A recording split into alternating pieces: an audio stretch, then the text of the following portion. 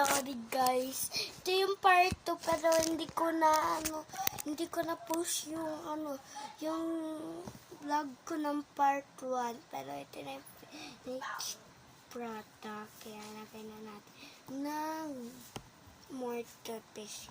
More toothpaste, more stretchier siya guys. So yan, naniniwala pa kayo doon ako.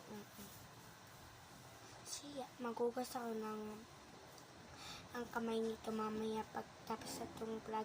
Para din siyang glue at ang toothpaste. Gusto ko siya super light.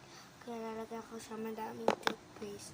Kasi mas maganda pag super light. Kasi baka malaman yun. Yung isa pa mayroon din same thing na na slime. Tapos baka magkapalit kayo. So, lagyan na natin ito dito.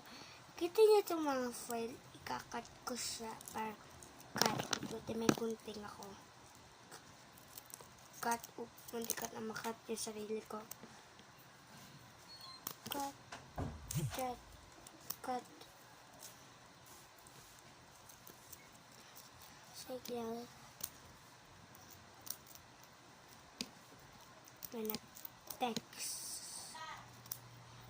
So, yeah. So, yung mga ng cut ay, ko, yun na cut. Ito, ganyan. Nandito po ako sa kwarto ng papa. So, yeah, mix natin stick. Lagay pa natin more. Hello. Yan na siya. Maganda. Yan. Ililip natin ito malalaki kasi alam nyo naman nung nag-fail yung alam nyo ba nung nag-vlog ako sa vlog nung isa kong pinsan pangalan yung basta pinsan ko nung nag-vlog kami, hindi na yan post, naggawa kami. Tapos, biglang na-fail gawa nito. Kaya, yeah. So, yeah. Lalagay ko lang. May idea lang. Lagay mo muna natin yung slime dyan. Dito para makita nyo naman. Ito yung kinahit ko na yung toothpaste. Kasi, ayaw nyo lumapas. So, yeah.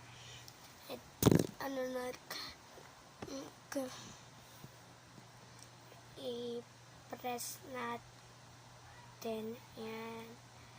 Ayan. Nagiging na siya. Kulay,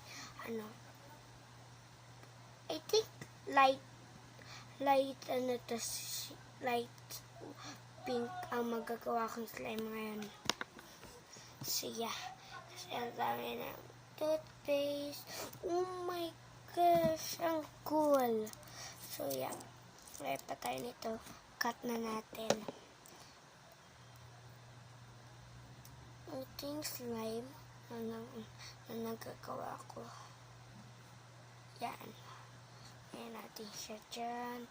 Cut na natin yung mga pieces. Okay, cut.